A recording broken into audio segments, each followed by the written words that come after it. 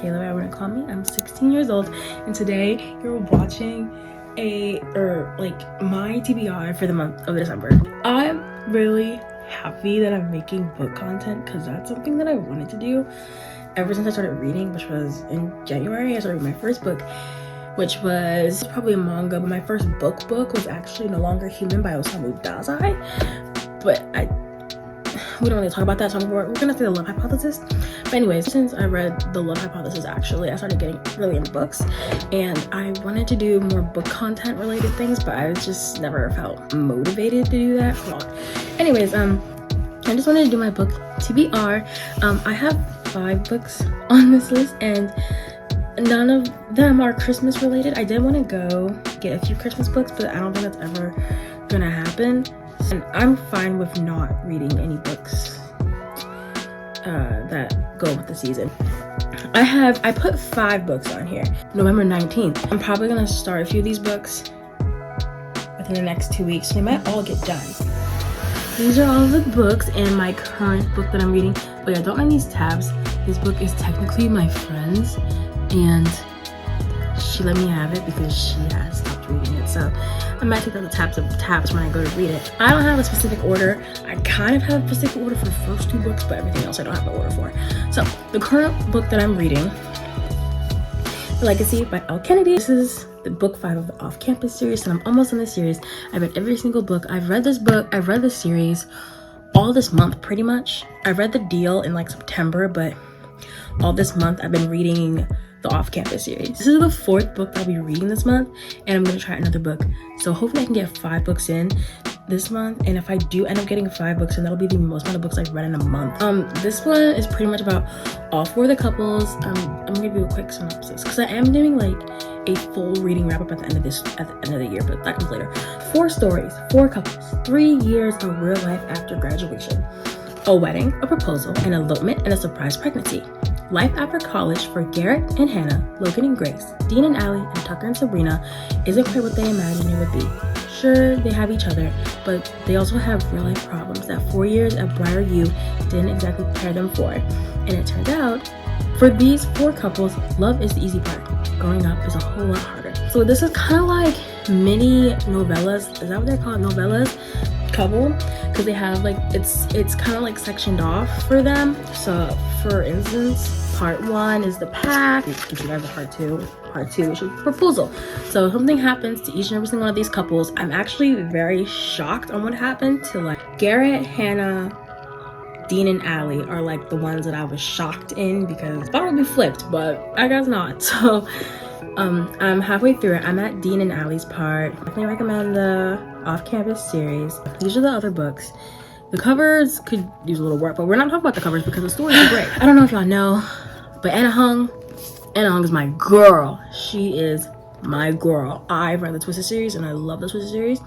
I've been wanting to read the Twisted series for a while. I read all of them in the summer, and I was so satisfied that I pre-ordered King of Wrath, and I put King of Pride in my Goodreads want to read, and it doesn't come out until April next year. So I'm so ready for this book. It's gorgeous. This is really, really, really pretty. If I had got this in a hardcover, I wouldn't even be mad. Like 340 pages, and I'm really excited. Okay, so King of Wrath. She's the wife he never wanted, and the weakness he never saw coming. Ruthless, metalicious, arrogant. Dante Russo thrives on control, both personally and professionally. The billionaire CEO never planned to marry until the threat of blackmail forces him into an engagement with a woman he barely knows. Vivian Liu, jewelry heiress and daughter of his newest enemy. Doesn't matter how beautiful or charming she is, he'll do anything in his power to destroy the evidence on their betrothal. There's one problem. Now that he has her, he can't bring himself to let her go. Elegant, ambitious, well-mannered, Vivian Lau is the perfect daughter and her family's ticket to the highest echelons of high society. Marrying a blue-blooded Russo means opening doors that would otherwise remain closed to her new money family. While the rude, elusive Dante isn't her idea of a dream partner, she agrees to their arranged marriage out of duty. Craving his touch was never part of the plan. Neither was the worst thing she could possibly do: fall in love with her future husband. I love arranged marriages.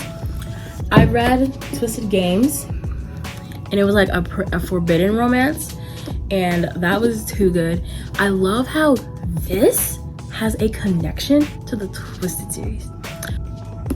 I'm so ready for Kings of Sin. Apparently, like, all of the kings of sins all hang out at this like billionaire bar. With the Twisted series, they were all best friends, and like with the Campus series, they all went to the same college. The Court of the Vampire Queen by Katie Robert. Ooh, what the heck happened in my book?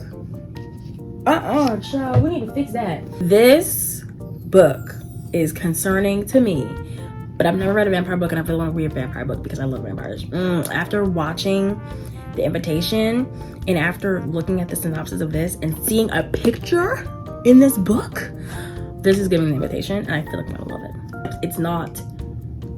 It's not Walter with 2 wives plus Evie. It's like vampire plus 2 other men vampires plus her. I didn't read top, which are in bold letters. I did not read what was in bold letters. And I didn't know there were 3 until I saw a picture.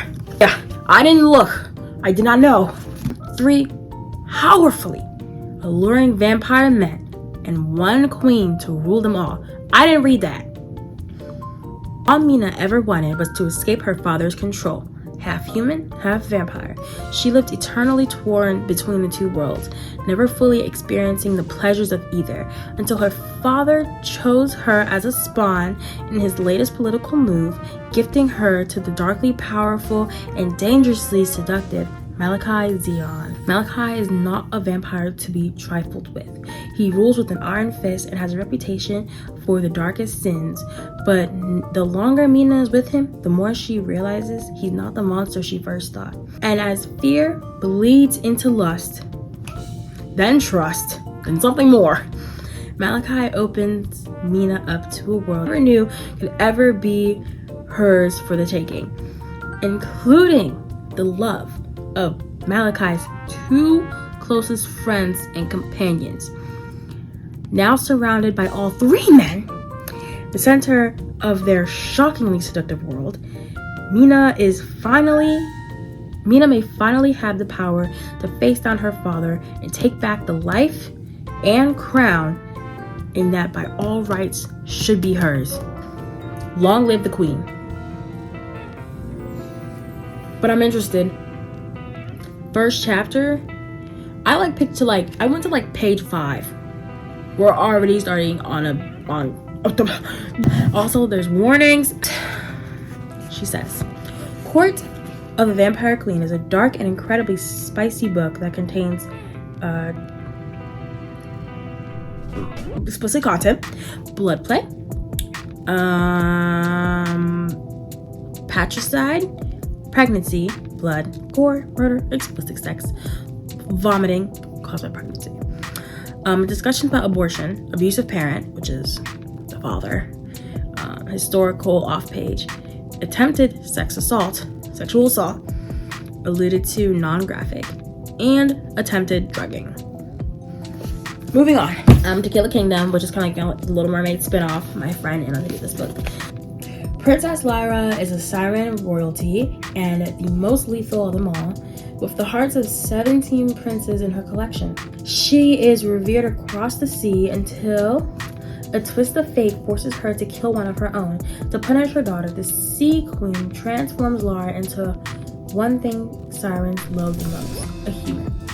Drop of her song, Lyra has until the winter solstice to deliver Prince Ellen's heart, the Sea Queen, or remain a human forever. The ocean is the only place Prince Alien calls home, even though he is the heir to the most powerful kingdom in the world. Hunting sirens is more than an unsavory hobby. It's his calling. When he rescues a drowning woman in the ocean, she is more than what she appears. She promised to help him find the key to destroying all the siren kind for good. But can he trust her? And just how many deals will Alien have to broker the eliminate humankind greatest enemy. So he's hunting sirens. She's hunting him, or humans, specifically him. 330 pages. So main equation. I'm not a big fan of rom-coms. I haven't read a rom-com in a long time. I actually really like her books. I've read Love and Other Words, and it was so cute. Elliot and Mary. I think her name is Mary. It started with an M. Elliot and Mary are my favorite, sweetest all-time book couple. This involves a kid, and I haven't really read many books with children in it. Yeah, okay. A heartfelt and funny novel about what happens when two people with everything on the line are thrown together by science, or is it fate? Single mom Jessica Davis is a data and statistics wizard. But no amount of number crunching can convince her to step back into the dating world. Jess has been left behind too often to feel comfortable letting anyone in. Her mother disappeared when she was 6, leaving her raised by her grandparents, and her ex decided he wasn't father material before their daughter. Juno, who was born, Jess holds her loved one close, but working constantly to stay afloat is hard and lonely. She hears about Genic Alley, a new DNA-based matchmaking company that promises to change dating forever. Finding a soulmate through data, the reliability of numbers. This Jess understands. At least she thought she did. Until her test shows an unheard of 98% compatibility with the Genic Alley's founder, Dr. River Pina, a stuck-up, stubborn man who is without a doubt not her soulmate, but genetically has a proposition. Get to know him and we'll pay you.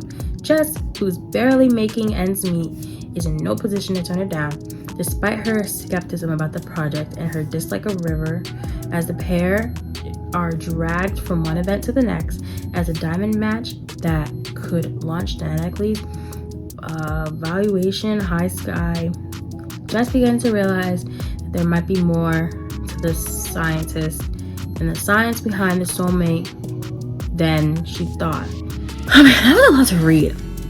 My thoughts, either the people that the creator works with decided to do this, and it was kind of like fate, or I don't know. This was kind of like the first to die at the end, because I'm sitting here trying to find out why would you create Deathcast and how does Deathcast work, and like I want to know how Deathcast works. It's kind of like the same thing. I want to know how this works because I would sign me up. And yeah, a cute little rom-com after reading a whole bunch of depressing and we have Happily Ever Afters by Elise Bryan. I read One True Lovers by her and I did really like it. So 16-year-old Tessa Johnson is rarely seen herself reflected in pages of a romance novel she loves. The only place she's a true leading lady is in her own writing. In a swoony love story she only shares with Caroline, her best friend. When Tessa is accepted into a writing program at a prestigious art school, she's excited to finally let her story shine. But when she goes to her first workshop, the words are gone. Fortunately, Caroline has a solution. Tessa needs to find some inspiration in a real-life love story of her own. And when she's ready with a list of romance novel inspired steps to a happily ever after. But Tessa checks off each item on the list. She gets further away from herself. She risks losing everything she cares about, including the surprising bond she develops with sweet Sam, who lives across the street. She's on her way from having her own real-life love story. Is it the one she wants after all? One True Lovers is pretty much about her best friend. It's not Caroline. It was not Caroline. It's not her best friend. I forgot her name. We love that. Ooh. Anyways, these are all my books for my TBR. And I'm really excited. I want to read all of them in December. I'll have this done. I might have this done, so I'm gonna stick with these 4. I might actually not read all of them because this book might take a while. I hope that you guys enjoyed this video. I hope you guys enjoyed book content. I want to go through more book content with you guys, so hopefully we get to go through that together. Please hit that big subscribe button down below. Be part of the family. We would love to have you. Hit that big like button if you like videos like this. Hope you did, because I liked making it. And comment down below with video suggestions. I'm gonna say I recommend all these authors. They're really good authors. I just turned on. I haven't read anything by Alexandra or Kate Robert, but I heard they're pretty good authors. But I definitely recommend everybody else. I recommend Elle Kennedy, Anna Hung, Christian Lauren, Annalise Bryant. I enjoyed all their books, so go get one. I love you guys. Bye.